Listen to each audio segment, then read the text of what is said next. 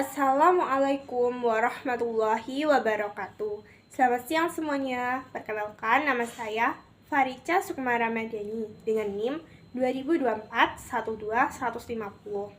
Saya adalah perwakilan dari kelompok 5 yang akan menjadi moderator pada presentasi kali ini. Sebelumnya, saya ucapkan terima kasih kepada Pak Denika Hendrianto, NSE MSI, selaku dosen pengampu mata kuliah akuntansi sektor publik, serta teman-teman yang sudah hadir dan meluangkan waktunya. Hari ini kita akan menyimak dan berdiskusi bersama kelompok 4 dengan topik Dasar Hukum Keuangan Sektor Publik, Kebutuhan Regulasi, dan Standar di Sektor Publik, serta Perkembangan Sektor Publik. Untuk memulai sesi presentasi hari ini, saya persilahkan kepada kelompok 4 untuk memperkenalkan diri terlebih dahulu sebelum menyampaikan materi. Assalamualaikum warahmatullahi wabarakatuh. Perkenalkan, nama saya Priska Fitriana, NIM 2024122027. Saya Fandi Ahmad Rasha, NIM 2024-12036. Nama saya Mutia Siva Anaila, NIM 2024-12-058. Baik, yang pertama adalah dasar hukum keuangan sektor publik. Keuangan sektor publik adalah semua aktivitas yang berkaitan dengan perolehan, pengelolaan, dan pertanggungjawaban keuangan negara atau daerah. Dasar hukum ini menjadi pedoman supaya pengelolaan keuangan negara dilakukan secara transparan, akuntabel, dan sesuai hukum. Selanjutnya, dasar hukum utama. Dasar hukum utama ada pada Undang-Undang Dasar 1945 Pasal 23. Yang pertama, APBN ditetapkan setiap tahun dengan undang-undang. Artinya, setiap pengeluaran dan pendapatan negara harus ada persetujuan DPR. Yang kedua, pengelolaan keuangan negara harus terbuka dan bertanggung jawab agar masyarakat bisa mengetahui dan mengawasi penggunaannya. Dan yang ketiga, pemeriksaan pengelolaan dan pertanggungjawaban oleh BPK. BPK punya kewenangan melakukan pemeriksaan agar tidak terjadi penyalahgunaan anggaran. Selanjutnya, ada tujuan adanya dasar hukum. Yang pertama, transparansi dan akuntabilitas, memastikan laporan keuangan pemerintah dapat diaudit dan diakses publik. Yang kedua, mencegah penyalahgunaan, memberi dasar hukum untuk menindak pelanggaran. Yang ketiga, menjamin kesejahteraan rakyat, yaitu memastikan APBN atau APBD digunakan sesuai rencana. Yang keempat, kepastian hukum, menjadi pedoman bagi pejabat dan instansi pengelola keuangan negara. Dan yang selanjutnya adalah undang-undang pendukung. Selain Undang-Undang 1945, ada juga beberapa undang-undang yang memperkuat aturan. Yang pertama, Undang-Undang Nomor 17 Tahun 2003 tentang Keuangan Negara. Yang kedua, Undang-Undang Nomor 1 Tahun 2004 tentang Pembendaharaan Negara. Dan yang ketiga, Undang-Undang Nomor 15 Tahun 2004 tentang Pemeriksaan Pengelolaan dan Tanggung Jawab Keuangan Negara. Selanjutnya ada kebutuhan regulasi di akuntansi sektor publik. Yang pertama, regulasi menjamin akuntabilitas, transparansi, dan pengelolaan keuangan yang efektif. Kedua, mengatur perencanaan, penganggaran, pengadaan barang atau jasa, pelaporan, dan audit sektor publik. Ketiga, melindungi kepentingan publik dan mencegah penyalahgunaan dana. Keempat, contoh regulasi UU Nomor 32 2004 tentang pemerintahan daerah, UU Nomor 33 2004 tentang perimbangan keuangan, PP Nomor 71 2010 tentang standar akuntansi pemerintahan. Kelima, mendukung good governance dan otonomi daerah.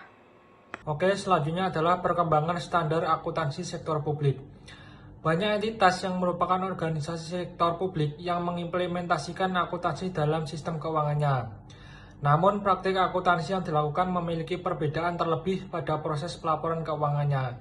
Dikarenakan belum banyak pemerintah suatu negara menerbitkan standar baku akuntansi untuk mengatur praktik akuntansi bagi organisasi sektor publik. Jadi banyak yang berbeda nih standar akuntansi di setiap negara itu berbeda-beda.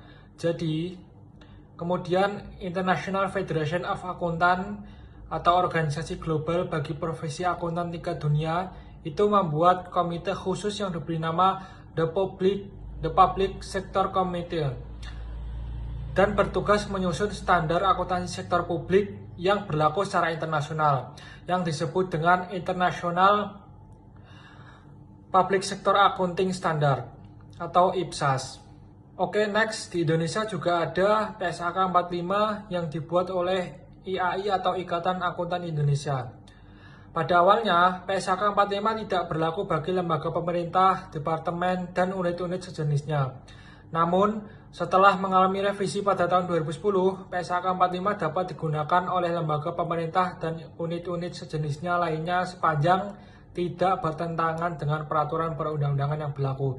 Jadi boleh untuk di sektor pemerintahan memakai PSAK 45, tetapi juga harus dikolaborasikan dengan SAP. Jadi harus sesuai dengan ketentuan yang berlaku dan tidak melanggar perundang-undangan yang ada. Nah, tujuan dari PSAK 45 itu sendiri adalah mengatur pelaporan keuangan entitas nirlaba. Nah, entitas nirlaba ini contohnya adalah yayasan, rumah sakit pemerintah, gereja, masjid, dan lain-lain, sehingga diharapkan dapat lebih mudah dipahami, memiliki relevansi, dan memiliki komparabilitas yang tinggi.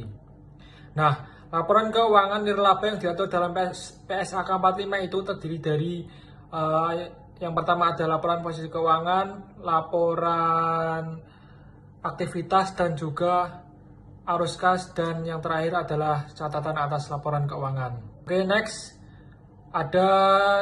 Di Indonesia juga ada standar akuntansi pemerintah atau SAP. Nah, SAP muncul sebagai bagian dari reformasi keuangan di Indonesia, terutama saat dorongan untuk mengadopsi IPSAS semakin kuat. Jadi SAP menjadi pedoman dalam penyusunan laporan keuangan bagi entitas pemerintahan di Indonesia. Penyusunan SAP sendiri dilakukan oleh Komite Standar Akuntansi Pemerintah, dan standar ini bertujuan untuk menciptakan sistem pelaporan yang transparan, akuntabel, dan sesuai dengan prinsip tata kelola yang baik di sektor publik. Nah, yang selanjutnya adalah Standar Pemeriksaan Keuangan Negara atau SPKN. SPKN merupakan standar audit yang berlaku khusus untuk sektor pemerintahan.